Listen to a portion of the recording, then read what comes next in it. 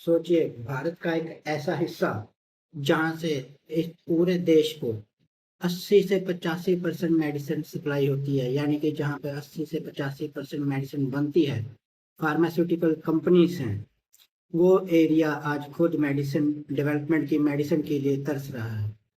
या फिर ऐसा सोच लीजिए कि डेवलपमेंट के नाम से के लिए आप लोगों से आपकी ज़मीन ले ली जाए और दुकानें ले ली जाएँ, आपका सब कारोबार ले लिया जाए डेवलपमेंट के नाम पे, कि यहाँ पे डेवलपमेंट होगी और बाद में वहाँ पे कुछ भी ना हो, तो क्या आप लोग खुद को ठगे हुए महसूस नहीं करोगे? जी बिल्कुल, ऐसा ही हुआ है इस देश के एक ऐसे एरिया के साथ, जहाँ देश पूरे देश को मेडिसिन सप्लाई होती है, पूरा एक एरिया कैप्चर किया गया, एक्वायर किया गया डेवलपमेंट के नाम पे, लेकिन हुआ कुछ भी नहीं। जी हाँ, मैं बात कर रहा हूँ इस देश के नेशनल हाईवे पिंजौर बद्दी स्वर्ग घाट तक जाता है, जो तकरीबन 35 किलोमीटर तक बनता है। जी हाँ, ये है नेशनल हाईवे जो पिंजौर बद्दी से होते हुए स्वर्ग घाट तक जाता है, जिसकी लेंथ तकरीबन 35 से 37 किलोमीटर है।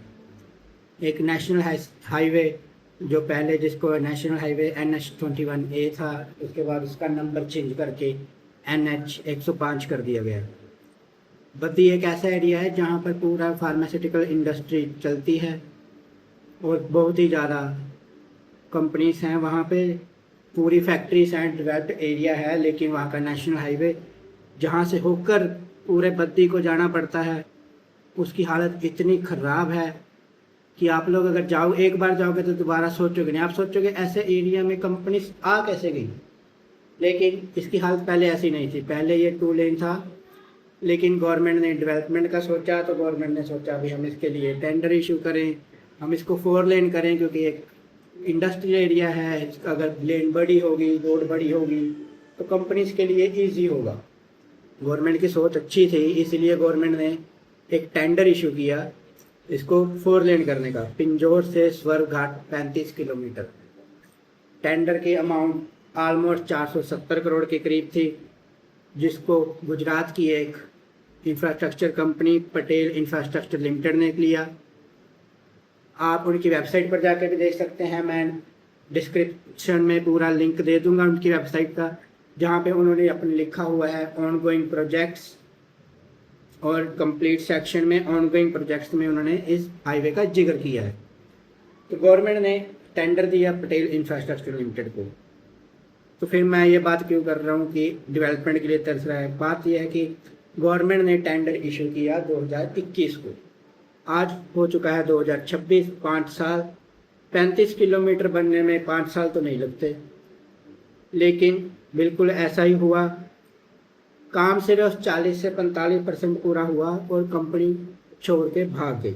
जी हाँ, एक ऐसी बड़ी कंपनी जिसका काम ही सिर्फ नेशनल हाईवे का टेंडर लेना है, उनको कंप्लीट करना है, वो इस नेशनल हाईवे का टेंडर आधा करके छोड़ के भाग गई। ऐसा क्यों हुआ? कंपनी की रिपोर्ट माने तो कंपनी के अकॉर्डिंग हमें गवर्नमेंट की तरफ से सहयोग नहीं मिल रहा। पावर लाइंस को हटाने के लिए गवर्नमेंट के एम्प्लॉयज़ चाहिए, जैसे कि बिजली बोर्ड वाले, गैस पाइपलाइन को हटाने के लिए गवर्नमेंट के एम्प्लॉय चाहिए काम करने के लिए। यहाँ तक कि कंपनी का कहना है कि हमें जो ज़मीन एरिया दिया गया, रोड दी गई नेशनल हाईवे 4 लेन करने का, वहाँ से दुकानों का जो एक्वायराइजेशन है वो कंप्लीट ही नहीं हुआ है, उनको हटाया ही नहीं गया। वहाँ से हमें मतलब तोड़ना पड़ रहा है दुकानों को, हमें कंप्लीट करना पड़ रहा है। तो कंपनी ने आधा कंप्लीट किया, पिंजौर से स्टार्ट किया, थोड़ा सा कंप्लीट हुआ, लेकिन जैसे ही आप बद्दी की तरफ से एंटर करते हैं, मेन जो एरिया है वहाँ पर कुछ भी कंप्लीट नहीं है। आधा एरिया कोई एक साइड से रोड बनी है, 100 मीटर जाके दूसरी साइड पे रोड हो जाती है, 300 मीटर जाके दूसरी साइड पे रोड हो जाती है। सारी वीडियो में आप इस लोग वीडियो में देख रहे होंगे, मैंने पिक्चर अटैच की हैं इस वीडियो में, आप देखो, वीडियोस लगाई हैं। बारिश के दिनों में क्या हाल होता है सोचो, रोड टूटी हुई हैं, आप वीडियो में देख सकते हैं कि आसपास घास उगा हुआ है पूरी तरह। तो अंदाज़ा लगाइए भी कितनी देर से काम बंद पड़ा होगा। कम से कम 1.5 से 2 साल हो चुके हैं काम बंद हुए। तो इसके लिए फिर कौन जिम्मेदार है, सरकार या वो कंपनी? आम जनता क्यों भुगते? इसी को देखते हुए पिछले साल हिमाचल प्रदेश की कोर्ट हाई कोर्ट ने खुद दखल दिया और इसमें पूछा हाई NHAI जो टेंडर इशू करती है नेशनल हाईवे का प्रोजेक्ट्स करते हैं हमारे गडकरी साहब जी, उनको उनके मंत्रालय को, साथ में पटेल इंफ्रास्ट्रक्चर को भी पूछा भी कितनी अमाउंट इशू की गई है। कंपनी ने 45% पूरा किया और अब तक कंपनी को कितने पैसे दे दिए गए, कितने बचे हैं क्वेश्चन, लेकिन अभी तक गवर्नमेंट की तरफ से कोई भी रिप्लाई रिस्पॉन्स नहीं आया है। इस जहाँ तक मुझे पता है कोई रिस्पॉन्स नहीं आया है। आप इस सब का डिस्क्रिप्शन में मैं लिंक दे दूँगा, जहाँ से भी मुझे ये सारी इन्फॉर्मेशन मिली है वो सारा डिस्क्रिप्शन में होगा। लेकिन अब बात यह है कि जो कॉन्ट्रैक्ट 470 करोड़ में पूरा होना था, अब उसकी अमाउंट इतनी ज़्यादा बढ़ चुकी है कि आप लोग सोच नहीं सकते। जी हाँ, बाकी बचे हुए जो 55 से 60% काम बचा है, गवर्नमेंट ने लगभग 600 से 650 करोड़ का फिर से नया टेंडर इशू कर रही है। यह 400 करोड़ 450 करोड़ वाला जिसका बजट 1000 करोड़ पार कर चुका है। ऐसा क्यों हुआ? क्या ये पैसे हमारे नहीं थे, हमारे टैक्स के नहीं थे जो फालतू में दिए जा रहे हैं? क्यों? आप जाके देखोगे वहाँ पे पूरा स्लैब्स साइड पे तैयार पड़ी हैं, सब कुछ पर तैयार पड़ा है, बस काम बंद पड़ा है, रुका सब कुछ भी नहीं है। अब हमारे पैसों से सब कुछ तैयार हुआ है, कंपनी को कुछ तो मिला होगा, कंपनी ने काम शुरू किया है तो वो क्यों मिला हो? मेरा सीधा सवाल सरकार से है, गवर्नमेंट से है और साथ ही साथ कंपनी से भी है। आप मेरे पास कुछ डाटा है जो मैं आपको साथ हाई कोर्ट की तरफ से शेयर करूंगा।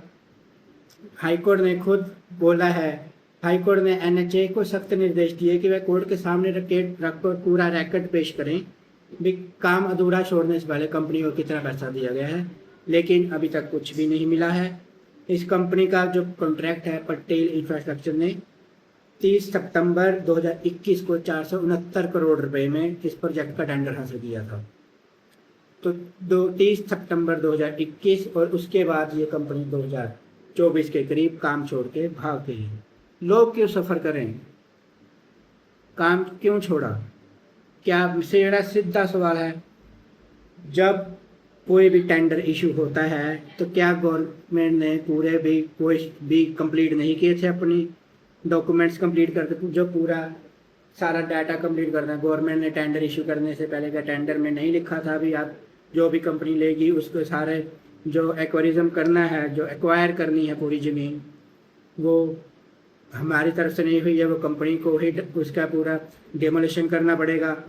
क्या गवर्नमेंट ने अपने टेंडर नोटिस में जो रूल्स एंड रेगुलेशन है उसमें नहीं लिखा था कि पूरी तरह से जो गैस पाइपलाइंस है, जो पावर लाइन्स है, वो कंपनी की जिम्मेदारी है, गवर्नमेंट की नहीं है? क्या गवर्नमेंट ने कुछ छुपाया है जिसकी वजह से इस कंपनी को टेंडर मिल गया? गवर्नमेंट के किस बाबुओं की गलती थी जिस वजह से हमें 470 करोड़ का नुकसान झेलना पड़ा और आगे अब 600 करोड़ एक्स्ट्रा जो देना पड़ रहा है और साथ में लोगों को जो सफ़र करना पड़ रहा है? आप एक बार सफ़र कीजिए, जिस 37 किलोमीटर जाने के लिए आपको 1.5 से 2 घंटे लग जाते हैं। 37 किलोमीटर जाने के लिए 40 से 50 मिनट का रास्ता है अगर हम कम से कम लिमिटेड स्पीड में भी जाएं, लेकिन अब 1.5 से 2 घंटे लग रहे हैं। क्यों? अगर जाम लग गया फिर तो बात ही क्या कहने, 3 से 4 घंटे आपके वेस्ट हो जाते हैं। तो गवर्नमेंट ने उन किस बाबुओं की गलती है जिस वजह से ये सारा कुछ हुआ? दूसरा सवाल ये है, क्या गवर्नमेंट ने पूरे पैसे दे दिए उसको? कितने पैसे दिए कंपनी को इतना 40% काम पूरा करने के लिए, और एडवांस में क्यों दिए? कितने % एडवांस दिए गए, कितना बचा है? तीसरा सवाल ये है, क्या गवर्नमेंट ने इस कंपनी के ऊपर कोई लीगल एक्शन लिया?